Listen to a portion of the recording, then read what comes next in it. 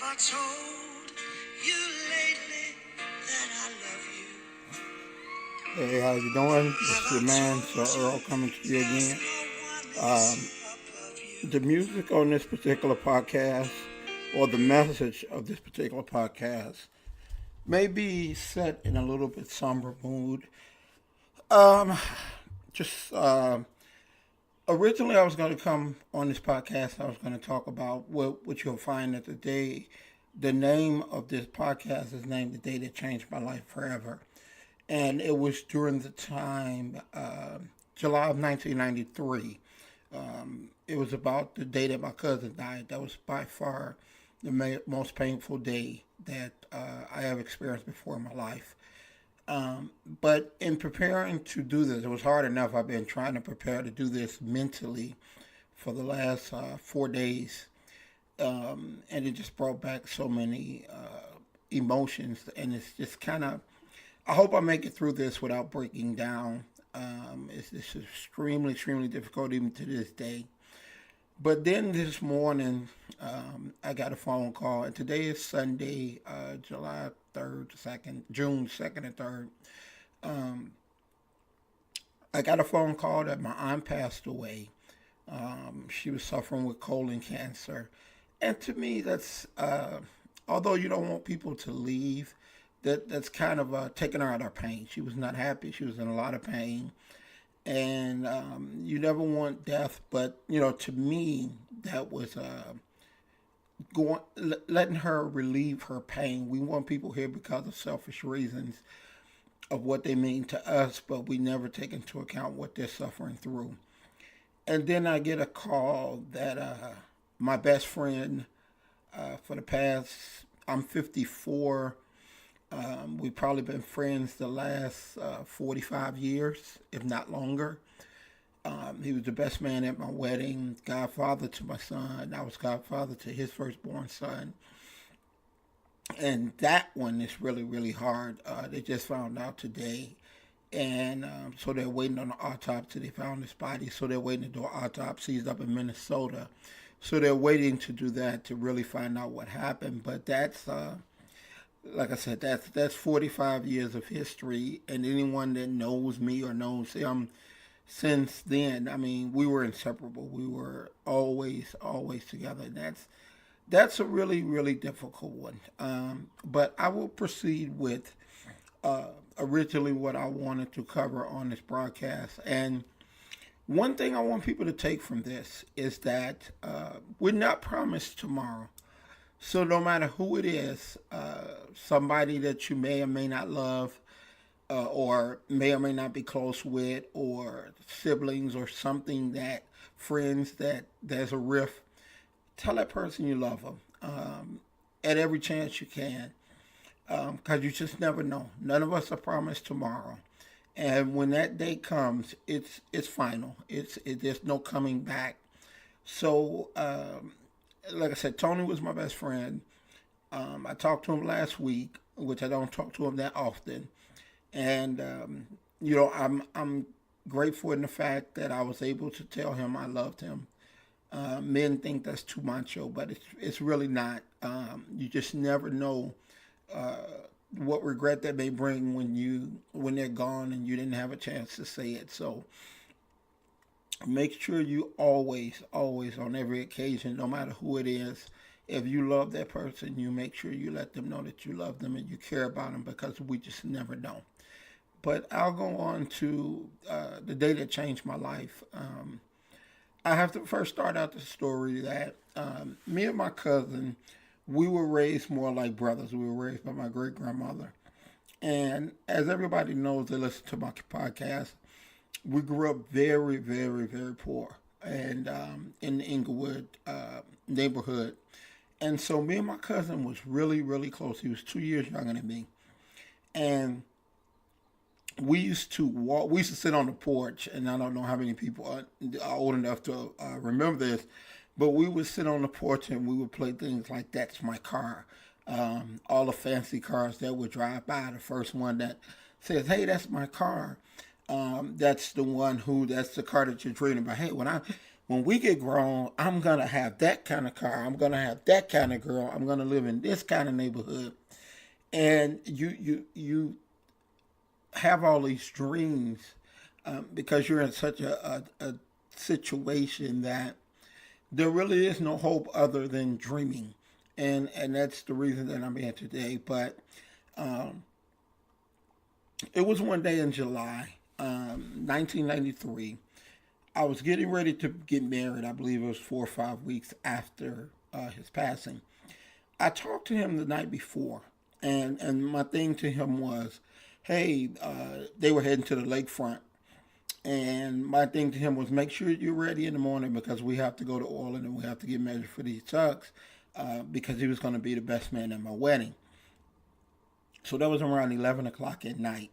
And my cousin and his friends went to the lake, and he actually died in a drowning accident, which was crazy because my cousin used to be a lifeguard when he was younger. He had just left the Marine Corps, so he was a great swimmer.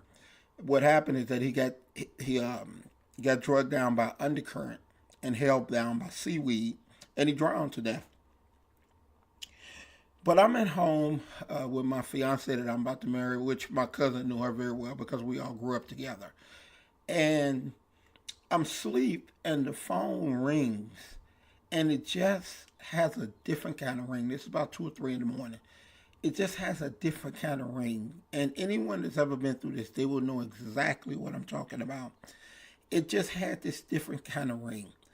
And so I picked it up. I don't even remember who called me. I think it was my sister, but I don't really remember. And they said, Alondo, which was my cousin, has been in an accident. You need to come to the hospital. So the hospital was in Hyde Park. I was living in University Park at the time. So you're talking a good distance away. Probably 50 minutes to an hour drive. And it's 2 or 3 in the morning, so there's no cars out. I think I made this drive in what seemed like 5 minutes.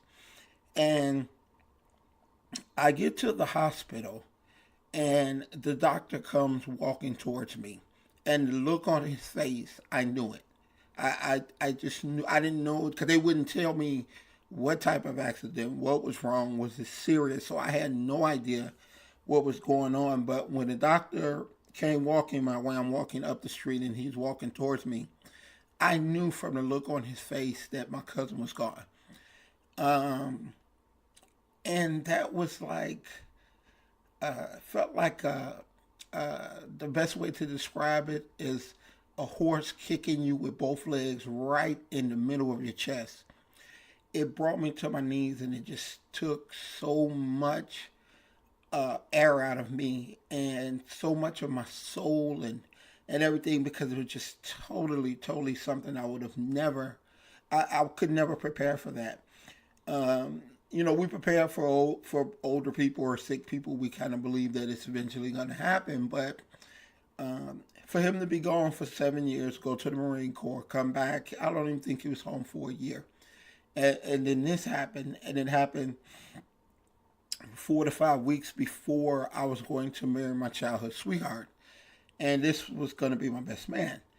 And it was just, I don't think I've ever smiled or felt happy since that day. And that was July of 1993.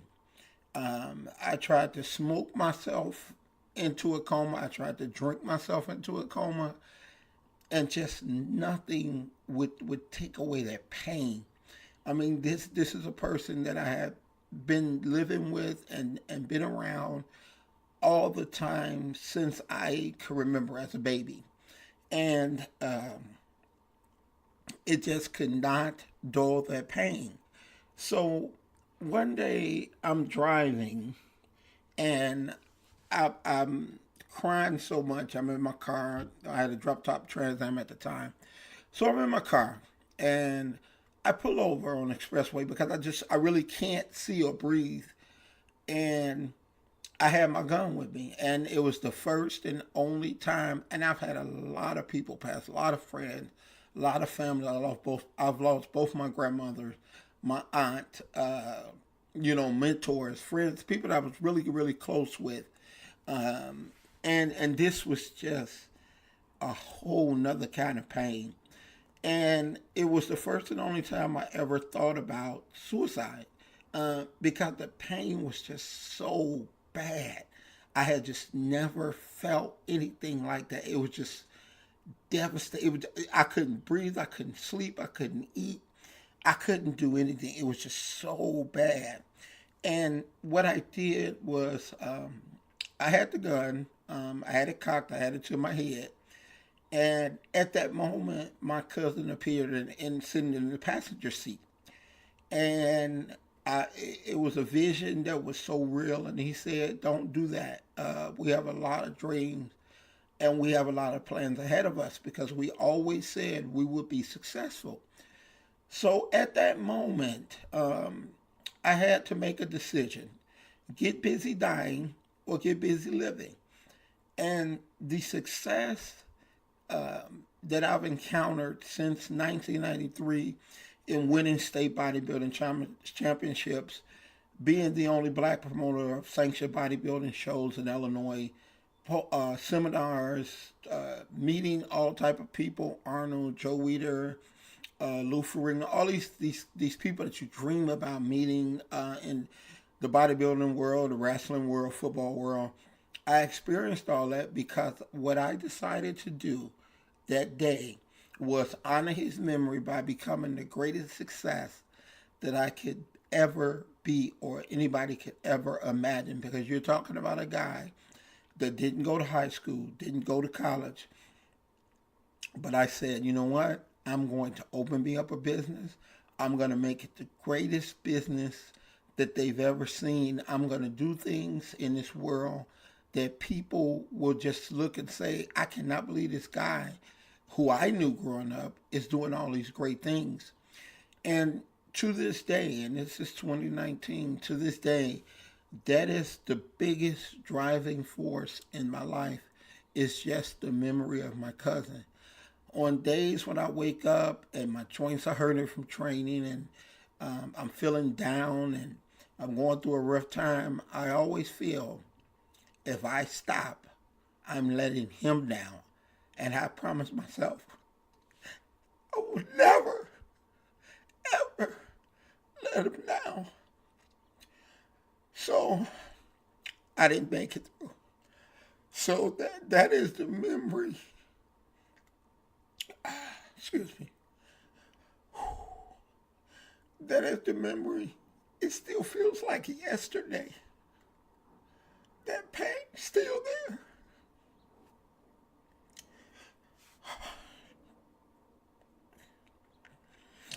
The day he died, half my soul died.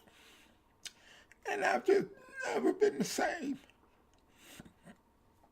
And like a drug addict or alcoholic would do, I drown myself every day with work and success. And I come home at night and I'm so exhausted and I'm so tired.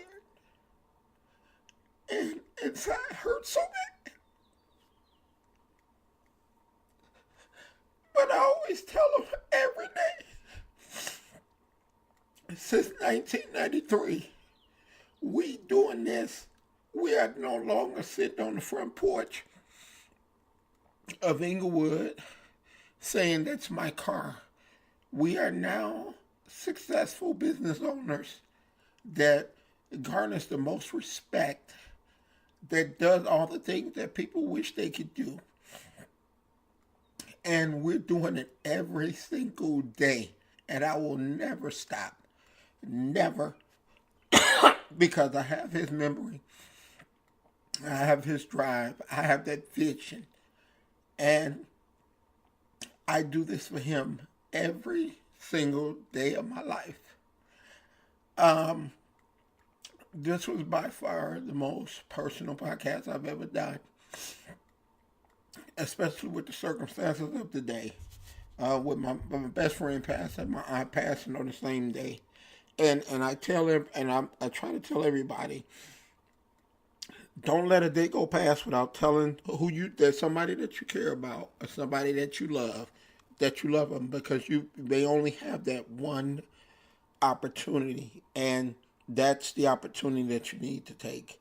And you need to tell them all, because we don't know when it's going to end. All right, so that's my podcast for today. And like I said, don't forget to always let them know that you love them. Kids, parents, grandparents, friends, whatever. All right, this is your boy, Sir-Earl, and I'm out. See you next week.